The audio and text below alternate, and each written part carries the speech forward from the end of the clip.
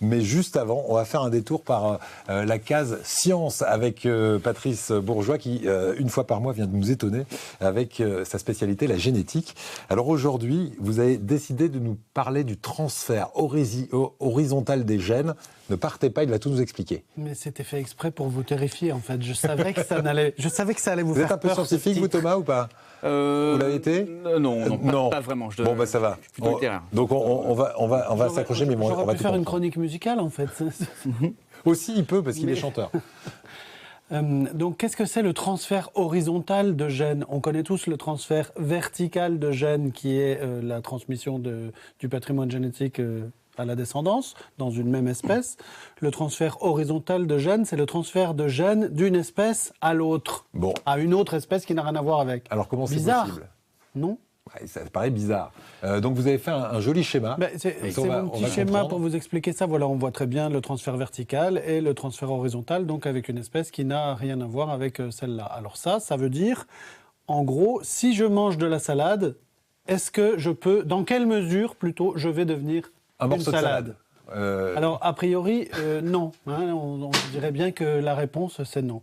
Eh bien, en fait, il y a au moins 2 exemples célèbres qui ont montré que dans certaines situations, il y avait des transferts horizontaux de gènes. Alors le premier exemple, c'est une toute petite limace de mer qui est connue depuis assez longtemps, qui avait été décrite il y a très longtemps dans la classification systématique des espèces, qui est vert fluo, comme on le voit en ce moment là, et qui ressemble à une feuille. C'est une limace. Alors oui, c'est une limace de mer. Ouais. Et donc, les chercheurs se demandaient pourquoi elle avait cette couleur verte, et ils avaient remarqué aussi qu'elle pouvait rester très longtemps sans s'alimenter. Elle se nourrit essentiellement d'algues. Et puis, à un certain moment, depuis l'explosion du génie génétique, on a séquencé son ADN et on a découvert qu'elle avait pris aux plantes dont elle se nourrit des gènes qui lui permettent de faire de la photosynthèse. Alors, la photosynthèse, c'est quelque chose que les animaux ne font jamais. Non, c'est plutôt pour les plantes qui font ça. Et bien, la limace de mer, c'est le seul exemple connu d'animal photosynthétique, puisqu'elle a piqué aux algues dont elle se nourrit, les gènes qui lui permettent de fabriquer sa propre nourriture, en fait. Étonnant. Il y a un deuxième exemple. Autonomie alimentaire.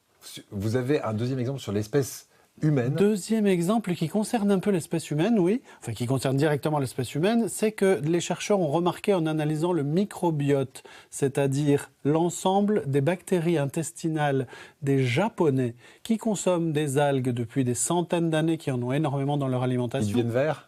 Ils ne deviennent pas du tout verts. Mais par contre, ils ont des bactéries intestinales qui ont piqué des gènes à des bactéries marines qui leur permettent de digérer plus facilement les algues. Et ça, c'est une spécificité qui ne se trouve que dans les bactéries intestinales de la population japonaise. Et ce n'est pas les bactéries marines qui sont passées dans l'intestin, hein. C'est vraiment les bactéries marines qui se nourrissent d'algues, qui ont transféré leurs gènes qui leur permettent de digérer les algues aux bactéries intestinales des Japonais. Et donc c'est vraiment du transfert horizontal d'espèce à espèce. Eh ben, merci beaucoup. Et on peut travailler sur... On arrête vite de manger de la salade, je ne sais pas. Oui, on peut devenir salade, vraiment Je ne sais pas. Ça n'a pas encore inspiré la recherche pour des applications, mais on peut penser que... Par exemple, quand on dit « je suis une bonne poire », c'est un rapport ou pas? Bon, en tout cas, merci beaucoup, Patrice. On va continuer à évoquer votre passion, et pour la musique, et pour cette région. Alors, aujourd'hui, j'allais dire, vous êtes un peu malheureux, non, puisque vous habitez Berlin. Pourquoi vous avez décidé d'habiter Berlin? Bon, c'est pour des raisons familiales, puisque mon épouse